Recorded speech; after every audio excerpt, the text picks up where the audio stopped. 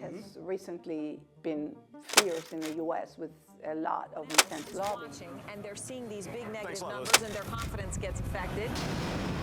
They are ping-ponging back off each other. People are seeing this, and those memories of fear are coming back. Trading at 60. Sebagai salah satu krisis global terbesar dalam sejarah dunia modern setelah Great Depression, krisis tahun 2008 merupakan krisis yang terjadi akibat keserakahan para bankir dan investor, kelalaian pemerintah, dan ketidaktahuan masyarakat. Krisis ini dilatar belakangi ketika tahun 90-an hingga tahun 2000-an di mana harga properti dan juga harga rumah di Amerika Serikat khususnya meningkat sangat tajam. Sehingga sektor perumahan dan properti merupakan ladang investasi yang baru yang digemari oleh hampir semua investor. Saking menggiurkannya sektor ini, banyak sekali perusahaan permodalan dan juga bank yang berinvestasi kepada properti ini. Dengan keserakahan mereka mampu memanfaatkan tren ini dengan sangat ciamik. Skemanya, para bank investasi ini menawarkan hipotek atau biasa kita kenal dengan KPR secara ugal-ugalan kepada semua orang.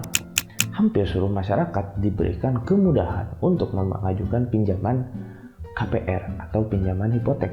Mereka menawarkan ini secara ugal-ugalan kepada hampir seluruh masyarakat dengan resiko bayar yang sangat tinggi, di mana masyarakat dengan riwayat kredit yang buruk dan juga berpenghasilan rendah diberikan kemudahan untuk melakukan pinjaman. Ini disebut dengan subprime mortgage. Sehingga akibat hal tersebut banyak masyarakat yang berlomba-lomba untuk membeli rumah. Ada yang untuk kebutuhan primer dan ada juga untuk berinvestasi, di mana banyak orang yang memiliki 2-3 rumah di Amerika Serikat. Mereka berpikir dengan membeli rumah banyak dan kemudahan untuk meminjam, mereka percaya bahwa di masa depan harga rumah tersebut akan tinggi dan akan melonjak, sehingga saat mereka menjual, mereka akan mendapatkan keuntungan. Itu yang mereka pikirkan. Mereka tidak mengetahui bahwa skema pinjaman ini mengadopsi sistem ARM atau Adjustable Rate Mortgage. Sistem ini adalah di mana bunga yang dibayar di awal memang rendah, tapi di kemudian hari bunga ini akan melonjak sangat tinggi. Jawabannya adalah keserakahan. Bank dan lembaga keuangan besar yang memberikan hipotek tersebut tidak peduli pada risiko ini karena mereka tahu pinjaman ini dapat dipindah tangankan jika memang ada seorang yang tidak bisa membayar. Dan mereka juga menjual pinjaman ini kepada investor lain. Mereka dengan sangat ciamik mampu membuat skema investasi atau produk investasi yang baru, di mana produk investasi tersebut berisi beberapa pinjaman yang tidak aman tadi digabungkan dengan pinjaman yang lain yang relatif lebih aman, sehingga investor pun dapat terkecoh dengan hal tersebut karena investor tersebut berpikir bahwa pinjaman ini aman, ditambah dengan beberapa lembaga yang memberikan rating kepada produk investasi tersebut bekerja sama dengan para pihak yang skema produk investasi tadi dengan rating yang aman.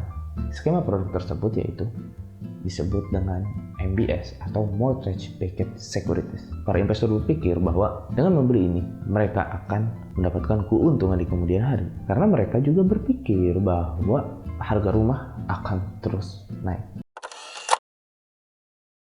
Foreclosures are rising and the biggest problem is that prices continue to drop. Until home prices stop falling, things just aren't going to get any better. Hingga akhirnya tiba di tahun 2006 sampai 2007, mana ledakan properti terjadi akibat dari harga rumah sebelumnya semakin mahal kemudian menjadi turun.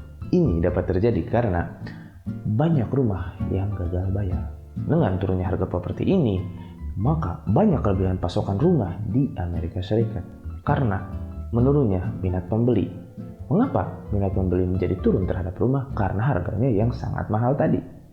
When the number of risky subprime mortgages skyrocketed, when housing prices fell and higher interest rates kicked in, homeowners couldn't keep up with their payments.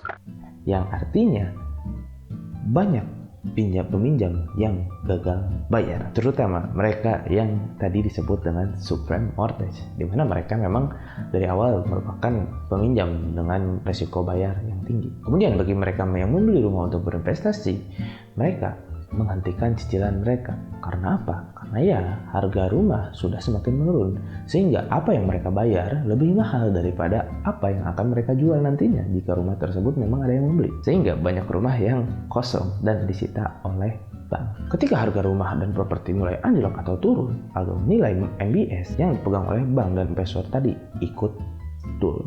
Bank investasi seperti Lehman Brothers yang merupakan bank investasi terbesar dan lumayan tertua, di mana mereka mengalami kerugian yang sangat besar pada tahun 2008 akibat dari nilai saham MBS tadi yang turun. Dengan kejatuhan salah satu bank terbesar di dunia ini memicu krisis keuangan global. I wake up every single night thinking, what could I have done differently? This is a pain that will stay with me for the rest of my life. That's all. Di Amerika Serikat, dampak krisis ini menghantam keras masyarakat secara umum. Tingkat pengangguran melonjak akibat dari hal ini. Dengan jutaan orang yang kehilangan pekerjaan, banyak keluarga juga kehilangan rumah akibat hal ini.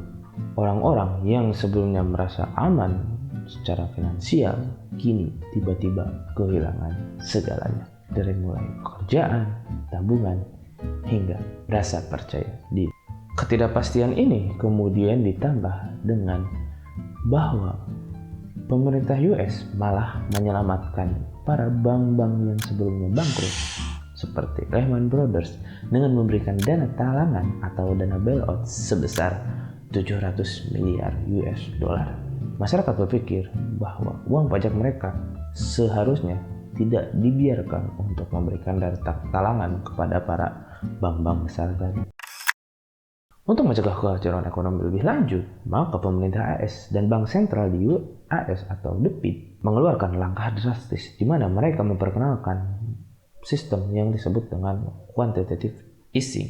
Apa itu quantitative easing? Quantitative easing adalah yaitu ketika bank sentral atau The Fed mencetak uang dalam jumlah besar dalam bentuk obligasi, di mana obligasi tersebut akan dijual di pasar. Sehingga diharapkan dengan obligasi yang dijual secara bebas di pasar membuat banyak masyarakat atau perputaran uang di masyarakat kembali berputar. Dengan hal itu, pemerintah berpikir bahwa kebijakan tersebut dapat memberikan likuiditas bagi pasar dan juga bagi masyarakat, sehingga ekonomi perlahan akan semakin pulih.